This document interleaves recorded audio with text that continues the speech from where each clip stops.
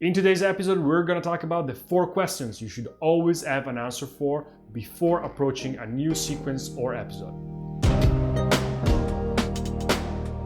Hello everyone and welcome back to the Storyteller Chronicles, where we talk about the craft and business of storytelling.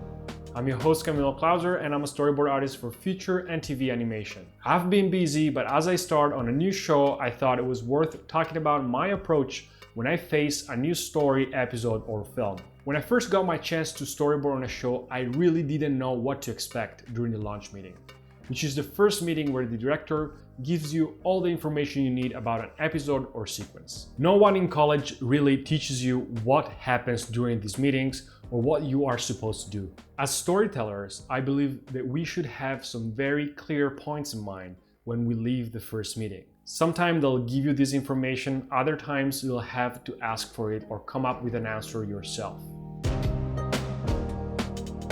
Sometimes in a script, you'll read a line like, "The heroine arrives at the secret lab. Here the villain is working at the super secret evil weapon." And you will start thinking, wouldn't it be cool to show the villain's hands mixing liquids, dropping the mixture in the weapon, and only at the end revealing the heroine coming in the background? And that's when the director looks at you and tells you, "This is great, but where is the heroine?" The sequence is all about her getting to the lab and discovering the weapon. So make sure you really understand who is the focus of your sequence and who we identify with as an audience. In our example, you might want to see the events from the protagonist's perspective and reveal the weapons to the audience through her eyes. We can start with her entering the scene and hiding behind the wall. Then we can use an over-the-shoulder shot so that we can understand the spatial relationship between her and the villain. We cut to her face and see her emotional status at the beginning of this scene, probably tense. Then her point of view as the villain moves, revealing the weapon. Finally, back to a close-up of her face, reacting in shock to what we just witnessed with her. Ask yourself the why of everything.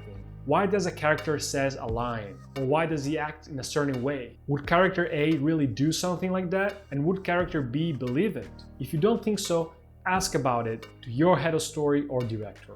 Does a character really mean what she or he says? Or are they saying something but actually thinking the opposite? When reading a script or approaching a new sequence, these are some of the questions I ask myself. And when in a meeting with the director or head of story, these are the answers I'm looking for. They might address some of these points before I bring them up, but doing this prep work allows me to throw different ideas on the table that they might have not considered yet. Obviously, you won't always have the time to discuss everything with them, and you might have to draw whatever is the best solution in your opinion. Not to worry, they will give you feedback in the next review.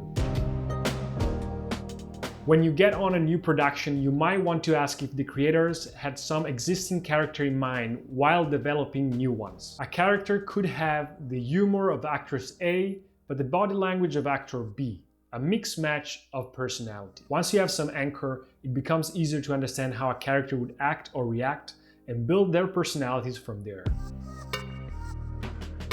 As visual storyteller, we control the flow of information. We decide what the audience sees and when. Going back to our evil scientists, we can have a simple example. We could choose to reveal the protagonist's reaction before the secret weapon. Or we could have the heroine leave the scene before the audience sees the bomb, and only then revealing it with a timer.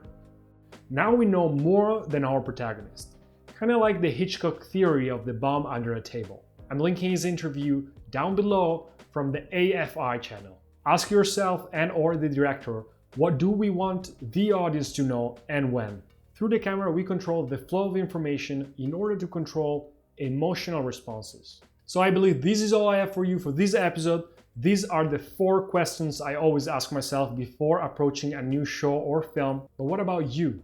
Do you ask yourself different questions when approaching a new film, book, script, graphic novel? If so, it would be awesome if you want to share your experience, leaving a comment down below. And as usual, if you found the video helpful or interesting, please like it and subscribe to the channel for more content. Thanks for watching. I'll see you next time on a new episode of the Storyteller Chronicles.